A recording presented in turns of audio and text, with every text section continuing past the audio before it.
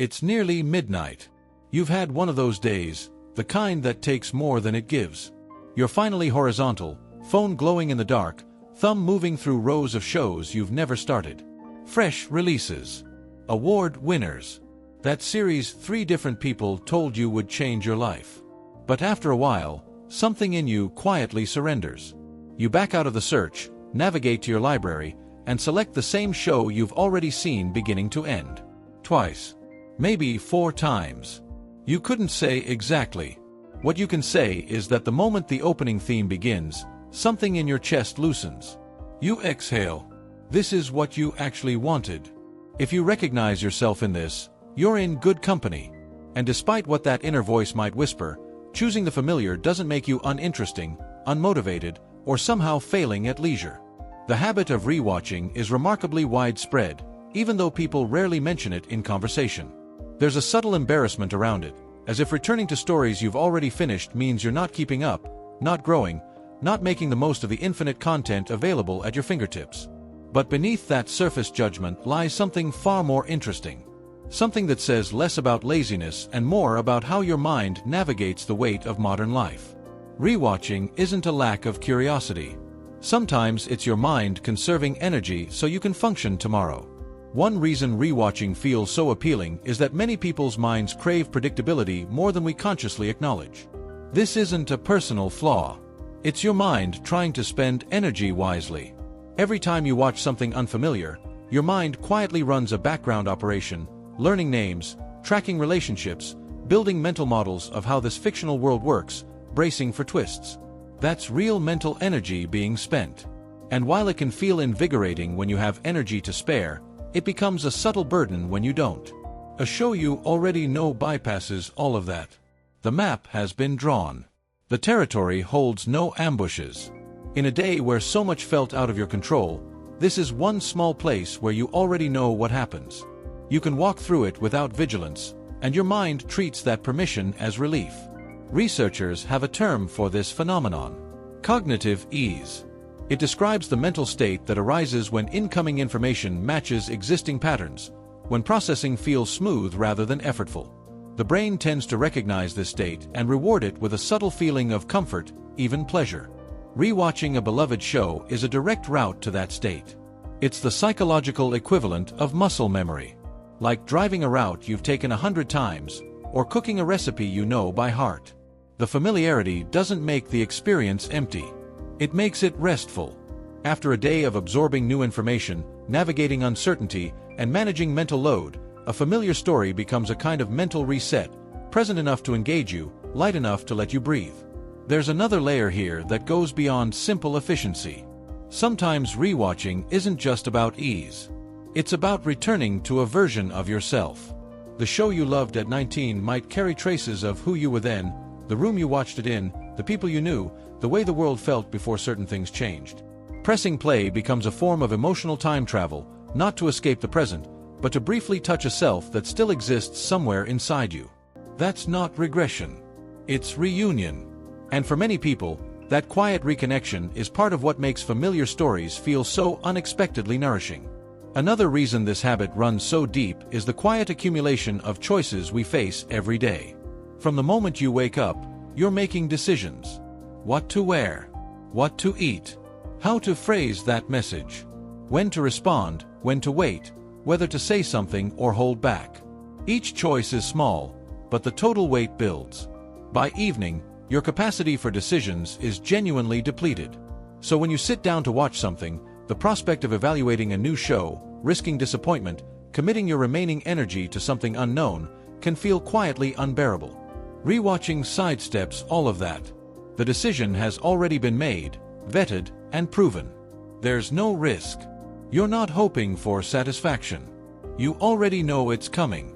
After a day of choices, rewatching is the one choice that doesn't ask you to prove anything. Beyond the mental relief, there's also an emotional dimension worth noticing. When you've had a draining day, your system isn't always looking for stimulation. Sometimes it's looking for regulation. A familiar show lets you predict not just what will happen on screen, but how you will feel while watching. You know which episodes are light, which are heavier, which hit just the right emotional note without demanding too much. This isn't mindless consumption. It's curation. You're choosing a feeling in advance, selecting stories that match your current capacity, managing your internal state through narrative. Consider the moments when this instinct surfaces most strongly. Maybe it's after an overstimulating social situation, when you've been playing a more polished version of yourself for hours and need somewhere to set that performance down. You come through your front door, change into something soft, and press play on voices you don't have to impress. The episode unfolds like a familiar room you can be quiet in. Or maybe it's during a solitary meal, when eating in silence feels too stark but novelty feels like too much.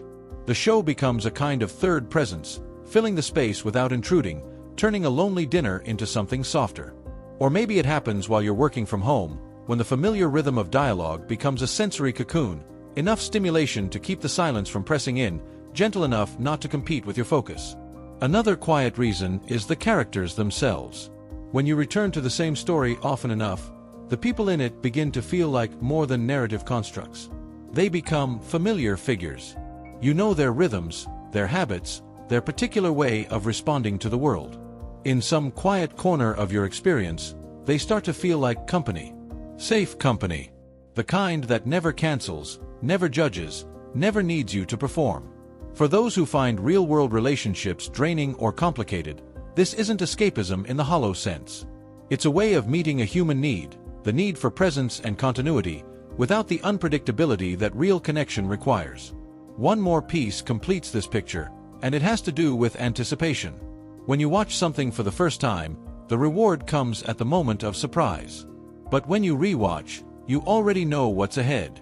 And rather than diminishing the experience, this foreknowledge adds a different texture. You get to anticipate the reward before it arrives. Your brain prepares for it, savors the build-up, recognizes the approaching payoff. It's like hearing a song you love and feeling the best part before it plays. That double pleasure of expecting and receiving is something new content simply cannot replicate. It's why the same scene can hit differently on the fifth viewing.